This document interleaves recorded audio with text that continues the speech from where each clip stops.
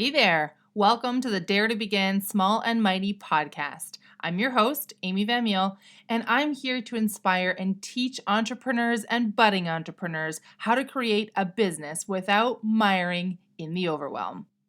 Today, we're going to talk about 3 ways that your business can make a difference. I'm super excited to bring this to you, so with that, let's dive right on in. Well, hey there, change makers. I hope you're having a fantastic day, whatever you are doing today. And for me, it's Monday. I'm recording this on a Monday morning, and there is some kind of a shop vac or something happening down the street. So I have this constant buzz or hum in my head as I'm listening to this work truck down the road. I hope it's not going to come through in the podcast, but if you hear some humming, it's probably that. So just say, shout out to my neighbors.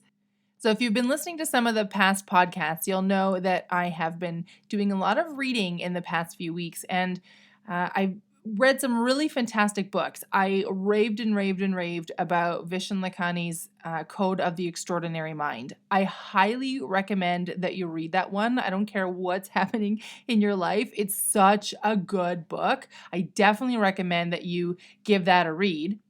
And I also mentioned, I think I might have mentioned this actually in some of my lives. So if you're not tracking me yet, join me on Instagram. You'll find me at I Dare to Begin. And I have a live every Wednesday. I show up live at noon Mountain Standard Time, where I'm talking about, things that I've learned that week or some extra tidbits to the podcast, different things like that. But I talked a few weeks ago about the power of reading and how so important it is to continually be learning and growing and stretching your mind. Now, I'll admit I have not been the best at this in the past few years, and I had all kinds of reasons and excuses on why I just wasn't reading that much. One of the big ones was I don't have time. And after listening to some of Oprah's Super Soul conversations, I'm like, okay, if Oprah can make time to read books, then I think I could probably get a few hours out of my day to read some books as well, right? Like there's no excuse here for me. And then the other excuse that I had or that I was believing was that, I couldn't keep buying books. How often did I buy books that literally just sat on the shelf behind me? And I never read them, and there was no urgency to read them. It would take me months and months and months to read a book, which was always super frustrating. And then I didn't want to be, constantly ordering books online because I'm just like, all right, until I'm making bucket loads of money, which is definitely my goal, I want to be, a bit more conscious about where I'm spending it. And I just felt like books wasn't a good idea. And then I don't know where this dropped into my head. I swear things are dropping into my head out of the ether on the regular. And I suddenly thought, well, what if I looked at the library? Now, I've had many library cards in the past. I love to read. The truth is, I really love to read. And my issue with having a library card was always that, I'm never going to get it back on time. And then I'm incurring late fees. And then I'm back into the whole thing of like, now I have to go to the library. And anyway, it was just one of those things. And then I found out that my local library actually has an online app. Mind blown. And in this online app, I could actually check out ebooks. Now, here's the really super awesome part about it. First of all, I don't ever have to leave my house. I can check out an ebook through the app anywhere that I'm at, as long as I have basically an internet or a data connection. And if those books aren't available, then I can put a hold on them. And when they do come available, they automatically download into my app. Here's the other cool thing. And this might take a second for you to realize how it's cool. But anyway, I have 21 days to read that ebook. So from the time it downloads into my library, onto my e-shelf, I have 21 days to read it. Now that at first might seem like, oh my gosh, but then what if you can't finish it in 21 days? Here's what's been happening. So I have 21 days to read a book. Some books I've waited upwards of 16 or 18 weeks to get. They're hugely popular books. The holds are crazy long. So when that book downloads into my shelf, you better bet your ass that I make sure I make time to read that book. I just finished reading Brené Brown's Daring Leadership, or Dare to Lead, I believe is what it's called. Now, I'll admit that one was a bit of a challenge for me to work my way through. It took me 20 of my 21 days to read it. I just finished it this morning. And then here's the really cool thing. So because I have a number of different holds that go in, while I'm reading one book, the next book may just show up on my shelf, which gives me also encouragement to like get finished on the book I'm reading because again, I have 21 days for each book. So I was having a less than, wonderful moment yesterday.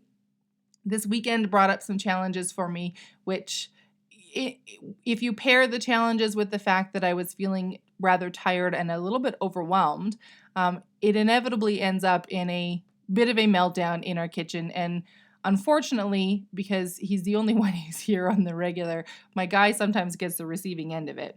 So I had a less than stellar moment yesterday, I'll say that.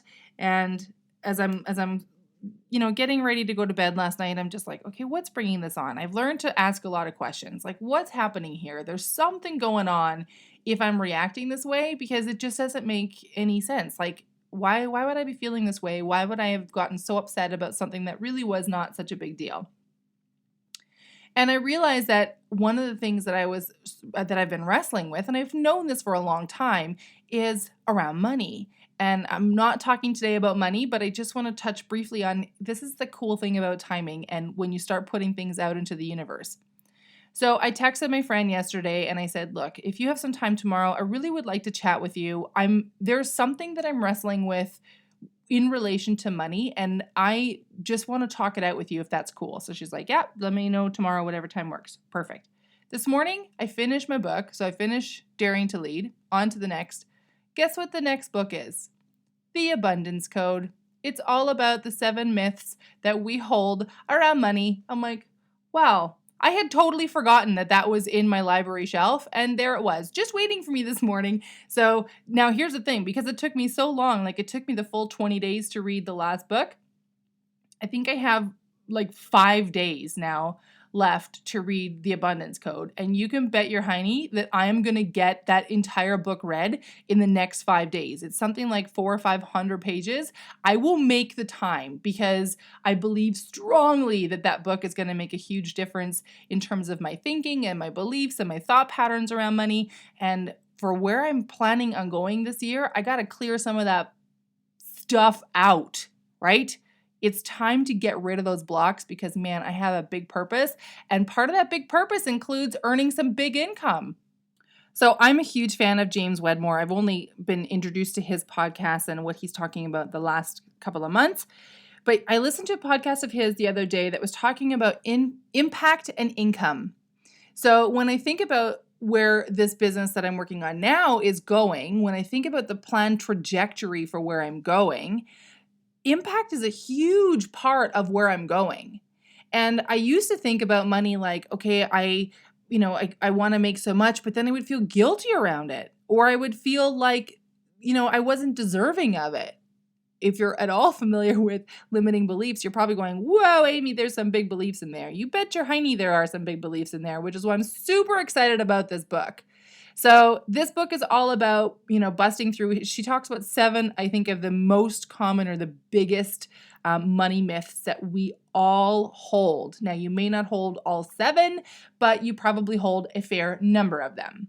And I'm super excited about this. So I just wanted to say real quick, if you are, I don't care what you're doing. I don't care whether you're thinking about starting a business or whether you are in a job that you just love or you're getting ready to retire or you're getting ready to go on vacation or it doesn't really matter what is happening in your life, but I do want to challenge you to get out there and start reading some books. And if you've had the same things that I had where you're thinking like, I don't have the time, look, if Oprah has time, if Marie Forleo has time, if Tony Robbins has time, if I'm sure Barack Obama has time, like if people like that have time to read books, then you and I can definitely make time in our lives to read books. Here's the thing, you're the one who decides how to use your time. So you can use your time to sit and watch TV or, Netflix out for the whole evening, or you can take an hour, give yourself an hour in the morning or after work, pick a time and read a book. Start reading through it. And if you find that you're challenged because it takes you forever to read it, I would suggest see if your local library gives you the opportunity to do ebooks, because let me tell you, that 21-day marker, when that book is just like, okay, that's it. It's 21 days and this book is coming back. All of a sudden, it's a great, push in the pants to get yourself going and get it read. I have read so many books in the last couple months. I can't even tell you. I've just been reading like crazy. There's always a book on the go in my reader, and I have finished all of them, which I'm pretty stoked about because that hasn't been the case. So let's get back to our topic at hand. So I want to talk today about 3 ways that your business can make a difference. If you haven't started a business yet, then you may not be thinking this way yet. Or if you've started already and you're kind of miring in it a little bit, maybe you've lost sight of how your business can make a difference, or you just don't know. It's possible that you're just not aware yet of, what bigger impact could the business that I have right now make? Or what bigger impact could the business that I would like to have make? So I'm only going to talk about 3 things. I mean, there's so many ways that having a business could make a difference in your life, in the world in general. We're going to talk about 3 today because, let's be honest, I can't be talking to you forever and ever and ever. You have other things to do, like read books. So let's talk about the first way that your business can make an impact. Your business can create impactful and lasting change for your clients. So what does that look like? In my design business, at the end of the work that I do with my clients have a space that works and that they love. It often brings them a lot of happiness and joy because it looks way better and it functions way better than it did before we did the work. And I love this. When they show off their new space to their friends and family, they get the oohs and the ahs and, all the compliments, and people are like, wow, it looks so amazing. That feels so good. Even if, nothing else in the renovation felt good, that feels really good. I love this. In the case of a client of mine, one of my most favorite clients, and she has been the most loyal of all of my clients. She started with me, she believed in me before I ever started the business. That's how fantastic this client is. And she's become a very dear friend of mine in the past few years. But we did a bunch of work in her home, and we did a few tiny changes in her master bedroom. So it wasn't big. Like we literally put in this gorgeous wallpaper on her headboard wall, and we changed out her bedside lamps for 2 beautiful lamps. And then I created a custom vase with some accessories to go in the corner. And other than a tiny shift in how her furniture was arranged, that was all we changed in her room. So it wasn't like a massive change. But then we had a photographer come out to capture the changes that we made in her home. We'd made other changes in different areas, but this in the bedroom I just want to talk about this space. The photographer, who was a guy, walked into her bedroom and went, wow, this is a sexy room.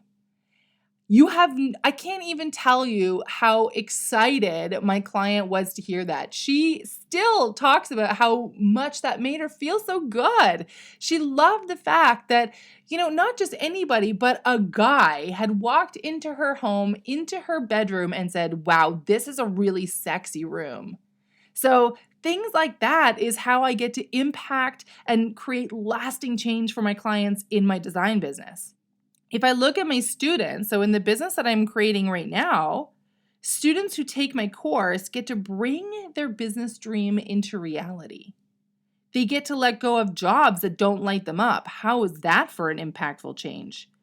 They get to create their own financial freedom with no glass ceilings holding them down. That's huge. If you're listening to this, I can pretty much guarantee you must have had a job at some point, and I'm sure that at some point in your job, no matter what that job was, you thought, man, I wish I could earn more money, but this is the rate, this is what my industry is willing to pay, or what my employer is willing to pay, or what this position is, quote unquote, worth. What if you could create an opportunity where there was no glass ceilings, where you could earn as much as you wanted to? That would be pretty awesome, I think. And the other thing that my students get is that they gain confidence because they're learning actionable strategies designed specifically to best serve their clients and create a profitable business. So when I work with my students, it's not about just saying, okay, here, follow these steps and away you go. I hope it works.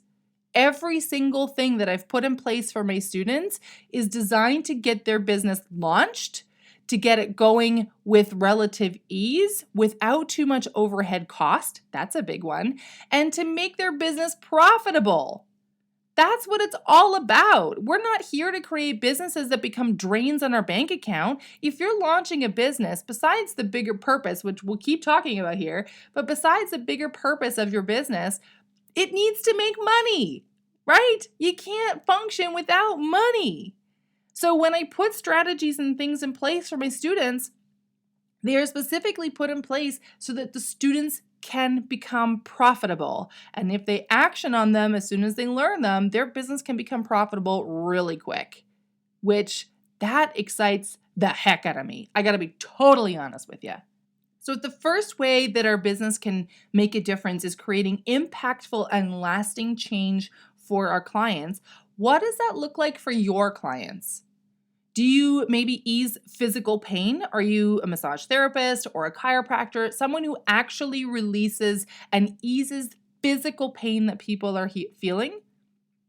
Maybe you teach them how to grow personally, like a therapist or a life coach. I mean, if you're a therapist or a life coach, you know that the tools and the strategies that you teach your clients, that you work them through, will have lasting change and effect for them. That's huge. Maybe you take care of what I call their freedom ride or their car, ensuring that their vehicle runs smoothly. Right? If you're an auto mechanic, you might think, well, all I do is fix cars, but think about the bigger picture. Think about the impact you're having on your clients. So I've talked about this before. You should know by now. And if you don't, hey, FYI, I have a Subaru WRX, which I love. I have an almost unhealthy relationship with my car. I just love it to pieces. It has been a Subaru WRX has been on my dream board and on my list of like what to replace my car with for years. So I've now had him for about a year and a half. It's been, just about 18 months, I think. He's a him. I know I have this conversation with other car owners where they're like, are you sure it's not a girl? Nope, this one's a dude. His name is Mr. He's my jam. So I'm super lucky. There is a mechanic shop that's like 3 blocks from our house, and they are phenomenal.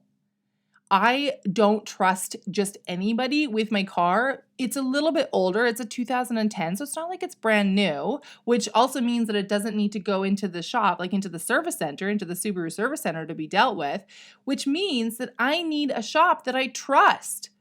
And being a woman, I'm sorry to say, often can be a disadvantage when you're talking with people around cars because 90%, probably more than that, 95% of the people who are operating and servicing our cars are men. And that's not a bad thing, but it does open up opportunity to be taken advantage of.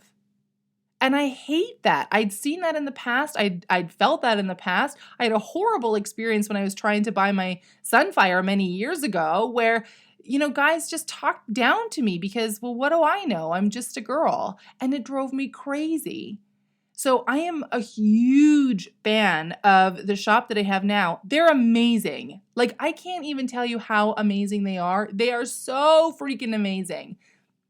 I have no issue bringing my car there, and like, they've gone to the point literally because I only live a few blocks away. They'll pick me up at home. They'll drop me off at home. They know I work from home, so they're like, "Hey, can we drop you off and that way you can keep going?" I mean, how fantastic is that? And they service my car beautifully. So they keep an eye on things because it's a little bit older. There's some things that need to be tracked, so they watch for those things. That makes a huge difference. So if I had a shop that didn't do such a good job taking care of my vehicle, then the lasting and impactful change that shop would have would probably be negative. I could be stranded on the side of the road because my car broke down because they didn't watch something or check for something. So it's more than just saying, okay, well, I provide, I'm a coach. And so obviously that makes sense in how I provide lasting and impactful change for my clients. But what if you're servicing them like an auto mechanic? What if you're a plumber? What if you are I'm trying to think off the top of my head here. What if you're a contractor? Do you know how much I see this over and over and over again where clients, they bring on a contractor and it just, even if the work is okay, so even if the actual deliverable that they do, the actual construction work is okay, their experience with the contractor is so much more than that. Same thing, any kind of service. I don't care what the service is, any kind of service.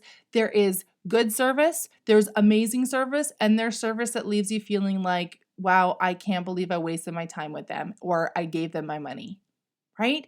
So when you think about your business, think about, how can you create lasting and impactful change for your clients?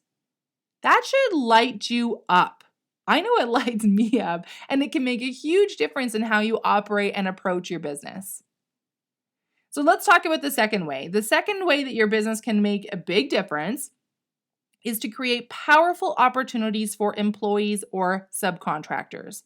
So this is a little bit outside your business. It's outside and inside. So it's not directly the clients. It's not specifically bringing in income, but it's looking at the team around you. So for example, in my design business, when I bring in trades or suppliers on a project, they receive an income from that work, right? So if I bring on a contractor or a tiler, whatever it is, into a project, the client hires them, which then gives that trade or contractor income, right? Now, in turn, that subcontractor can now affect change through their business or services. So if their business model includes, doing some kind of philanthropic work or heck, even if it's just something as simple as like being able to pay their rent or their mortgage or whatever, having them come on to a project with me, which brings income into their business, allows them to have more of a change, right? I mean, we all got to make money. So that's a really cool way to look at, how does your business create opportunities for subcontractors? In my online course, while at the moment I'm just a one-woman show, when I do bring team members on, I'm super excited because I want to bring change makers in. I don't want someone who's just here to punch the clock. That person will not fit into the goal and the mission for this business. It's got to be someone who's excited to make change. And it doesn't really matter in a sense what that change looks like. So it could be either through my business or because of the financial support they receive from my business, in effect, their salary or their wages. But my team members will have the opportunity to do more. If their goal is to have a global impact by bettering the lives of others, then they get to come alongside me and help out our students. That's a great way to affect change. And that opportunity would not be available if I didn't launch the business, if I didn't create the framework to be able to have that impact, to be able to bring that out to our students. So when team members join, they get to come alongside that. And if that doesn't necessarily light them up, or if they want to have a different opportunity, being part of a change-making team can help them do that too. So maybe their change is that they want to do more volunteer work, or they want to have some financial abundance that they can take care of their family, or whatever it is. But now when they come alongside and they're part of my team, all of a sudden they have the opportunity to do so. And I'm excited for the potential growth opportunities in terms of personal growth opportunities that my team will have as well. Because as this business grows, as this podcast grows, I have every intention of connecting with other, really powerful entrepreneurs, people who are creating massive change in the world. And that exposure to my team is huge. It's huge. I cannot put a price on that because you just can't. Like, how do you put a price on being exposed to somebody who just thinks differently or sees bigger or is making a huge change? That's a price I can't put on.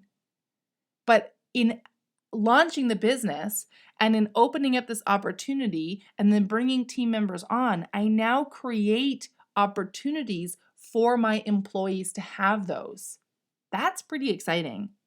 So if you think about your business, if you decide to bring on team members, then maybe your impact is similar to what I described, right? My future team members, I'm already excited for them, even though I've not met them and I have no idea who they are. I'm already excited for what is to come for them because I know where this business is going and I'm psyched.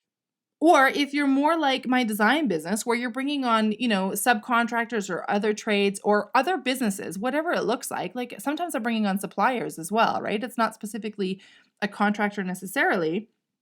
But if you're enlisting other businesses in helping you provide the service to your clients, then you're creating opportunities like additional income, exposure, reach for those businesses.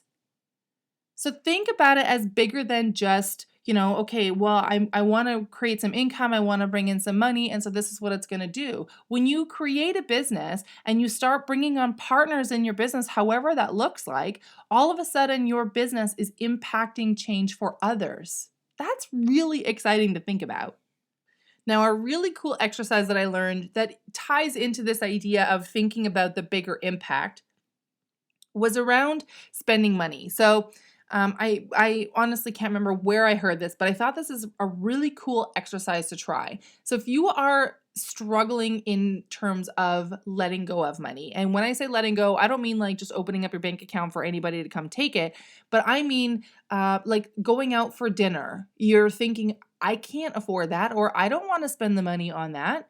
If it's purely about the money and not about anything else, then here's a really cool exercise that you can try. So we'll use the restaurant for an example because it's an easy example and it's really good. Most of us have had dinner at a restaurant, so we can understand the impact potential for this. So you're at a restaurant, you pay for your dinner. Your check is whatever your bill is. It doesn't matter how much your bill is. Let's say it's $100. So you pay the $100. As you're about to pay that bill, take a moment and think about where that money goes to. So first of all, some of it goes to pay your server, which in turn allows your server to potentially pay their rent or pay their bills or put food on the table or, open opportunities for their kids if they have kids. So that's a portion of your bill. Part of it goes towards paying the chefs, the people who actually made your food. And again, you can think about, what will they do with those wages? They're paying their rent, they're paying bills, they're going out having experiences, whatever. You can think about part of that money goes towards buying the food. Where does the food come from? Well, the food comes from food suppliers, which ultimately comes back to farmers. So you're supporting farmers in their efforts as well. You can think about part of that money is going to go towards, paying the overhead costs for the restaurant. So things like their rent or their mortgage. They're paying marketing or other salaries. The money starts to trickle out. All of a sudden, that $100 has an enormous impact in the world. And I don't care what your thoughts are regarding, like if you're thinking, well, people who own big corporate buildings like that, they don't need any extra money. But if you think about, if they get, say, $10 from that $100, what that $10 does for them. So now that company, they hire employees, which means jobs. Those employees can now pay their bills. It's a huge cycle. And as you start to look at it bigger than just, oh my goodness, I just paid $100 for calamari or whatever it was that you ordered, now you start to think beyond. You're starting to think bigger. And that's what your business does as well. So use that example and think about your business and say, okay, so if I hire a marketing team or a marketing person to help me with my business, then first of all, the income that I bring in, let's say I bring in $100 from a client and I pay $50 of that income to this marketing person. Well, now this marketing person can have X income or X impact. Right? Like it's really cool when we start to think beyond just, okay, this is what this money is doing and start to look at how far does this trickle out? That's powerful. So think about that when you're thinking, can this business create powerful opportunities for employees or subcontractors? Absolutely it can. And even if you're not bringing on employees, and even if your business model doesn't include subcontractors, you are spending money in some way, shape, or form around your business, right? So then you can start thinking about the costs that are involved in launching your business, your expenses in your business. How does that have a bigger impact? all of a sudden, just like that, your business is having impact. And it's purely part of doing your business. You don't have to go out and do something extra. All right.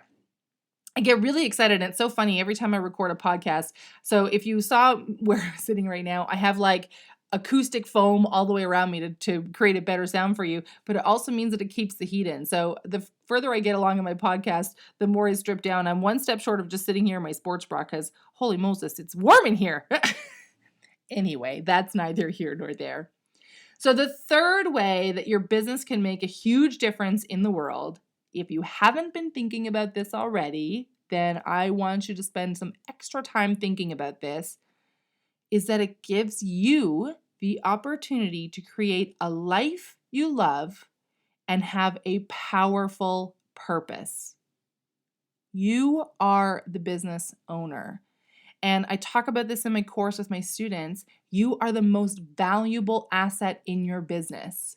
Without you, it likely would not be there, right? You're the rocket fuel that gets it going. So think about this. What does a life you love or powerful purpose look like for you?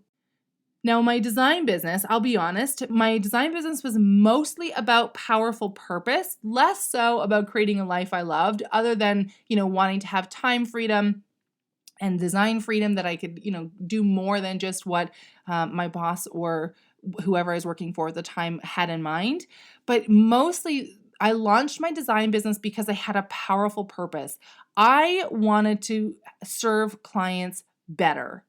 What I had seen in the years of doing design work for other businesses was that clients weren't being served in a way that I felt was fair or right. I saw many clients who paid tens of thousands of dollars for design projects that in the end, they're like, well, it's not really me. And that was such a tragedy to me. I'm just like, how can you spend $80,000 on a renovation at the end say, well, the designer really liked it, and so we're going to go with it, but I'm not super excited about it. Like, that makes no sense to me. So when I started, I'm like, I want to have a bigger impact in this. I don't want to just do design for design's sake. I want to create spaces that are all about the client. And I've said this before, and I will say this probably until I don't know, like I'm 50, maybe less than that. But if you could look at all of my design projects across all the time that I've been doing design, and you could not tell that I was the designer on all of those projects, that would light me up because that means that those projects look like my clients. That's my entire focus. So my powerful purpose in my design business is to create spaces that are all about my clients. My job, the way I look at it, my job as a designer is to guide them, to make sure that they don't make really terrible mistakes, to show them and open their minds up to opportunities and possibilities that they hadn't thought about yet. That happens often. It's one of the things I love the most about design work. But it's mostly like starting that business for me was really about a powerful purpose. Now, here's the cool thing. My online business, the one that I'm creating now, is equal parts creating a life I love and having powerful purpose. So I wanted to create a different kind of time freedom with this business than I had in the design business. And I also wanted to increase the potential impact I had in the world. I felt like I wasn't having the volume of impact I wanted to in my design business. And more than that, I can see how the world is changing. I'm watching what's happening all the time. And I wanted to give others the best possible chance to create their own joy and freedom. That's what this business is all about. Yeah, it's about helping you launch your business. Yeah, it's about giving you practical and actionable steps. But the reason that I'm looking at that is that I'm looking at what's happening in the world and I'm thinking, I think more and more people are going to move in this direction. I've talked about this before, about the idea that, we have this false sense of security if we have a job and we think, well, I have a job. So, there's some security in that. There isn't really. The city that I live in went through massive layoffs a few years ago and still hasn't recovered. So I look at that and I think, wow, yeah, having a job might feel like security, but the truth is it feels a little bit to me like a sheep in lamb's clothing because you just never know. If you're the owner of the business, if you're the one at the helm of the ship, then you get to decide what that looks like. We already talked about the idea that you get to create the impact that you want, that you don't have glass ceilings of financial income anymore. You can earn as much as you want to. That's amazing freedom.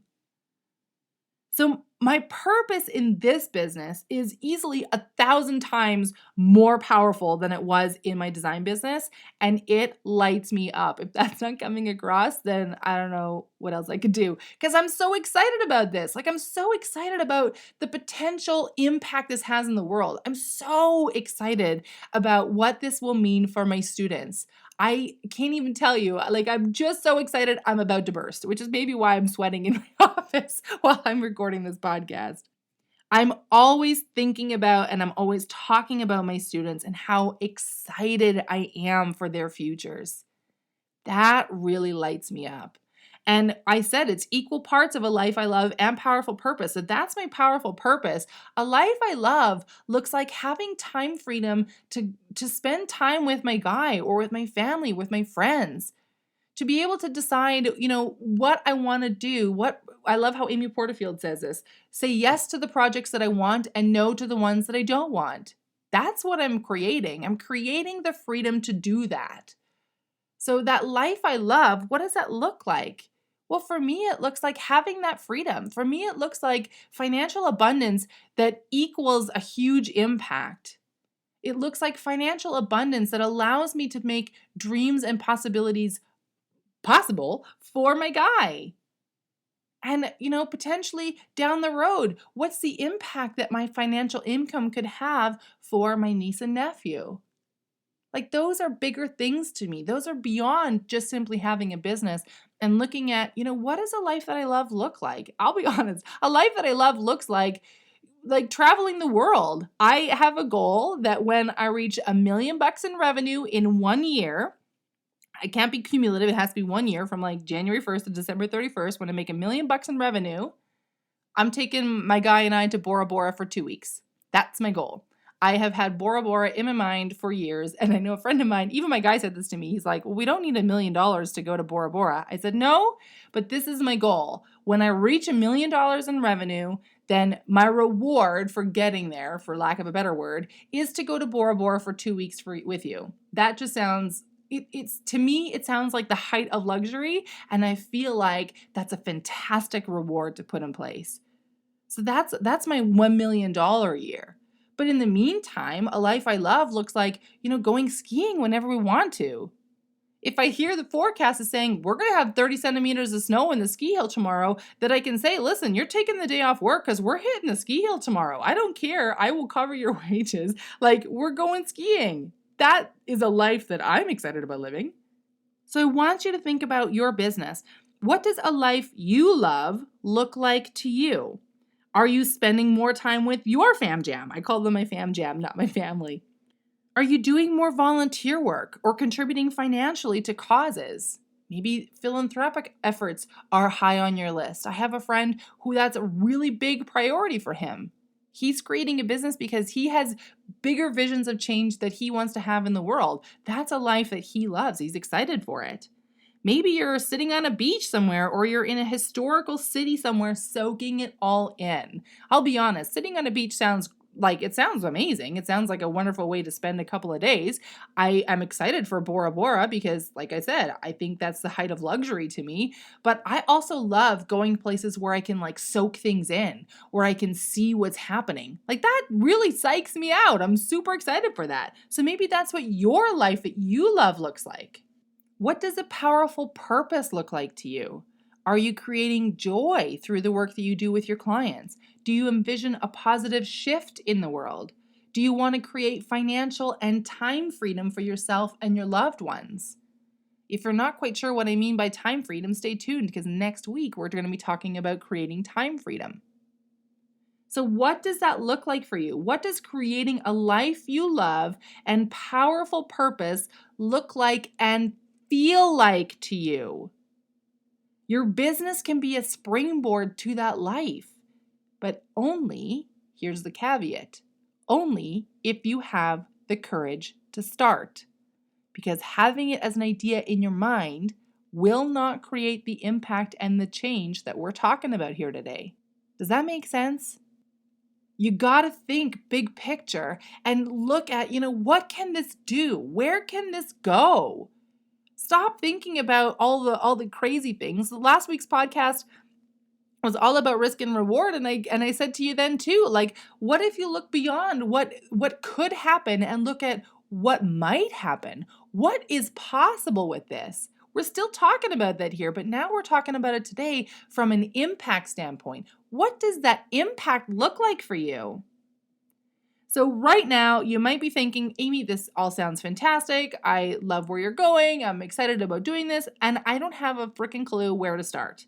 Well, I've got you covered. I've talked about this before, but I created the 10 Steps to Launch Business Starter Kit for you specifically to get you going. So if you don't know where to start there. You can grab it at daretobegin.net/10 steps. It's the number 10 steps. But these 10 steps are specifically designed to move you out of the I don't know quicksand and into the let's do this rocket fuel. And you'll find I have people saying, can you bring it down to less steps? Probably. Could I bring it down to 3 steps? No, because you can't launch anything in 3 steps. 7 steps is a maybe, but it's a stretch. There are 10 steps because 10 steps is the difference between having this idea and actually getting it into the world. And if 10 steps sounds like, oh my gosh, that's a lot of work, well then, my friend, I have some bad news for you. Having a business has some work. But I mean, when you're on fire, when you feel passion like I do for the business that I'm creating now, then 10 steps is nothing. You're just like, 10 steps? Where can I start? Like, let me dig into it.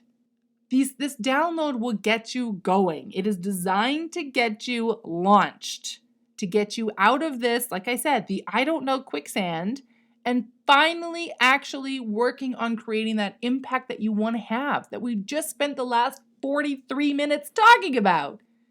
You might also be thinking, well, Amy, I think this is amazing, but I don't have the money to start. This is a big one. I've talked to a couple people who've said this, that like, Amy, I don't know how much financial investment I'm going to need to have. Stay tuned, because just in a few weeks, I'm going to show you how you can move around this belief. And I'll just give you a little tidbit here. It probably doesn't cost as much as you think. Assume for now that you have all the money that you need and just start the process. Grab the download and start working your way through the steps. The download is free. It costs you nothing. The steps in the process cost you nothing, with the very exception of step 9, which is all about actually like getting your business legal in the world. So there's going to be some cost to that. There's no way around that, but I can tell you it's minimal. It's not huge. It's not enough to sideline you and keep you going from like, well, I wish I could do this, but I just don't have the money. Look, you have big things to do in the world. You have big change to make. Look at the impact of what your business could have.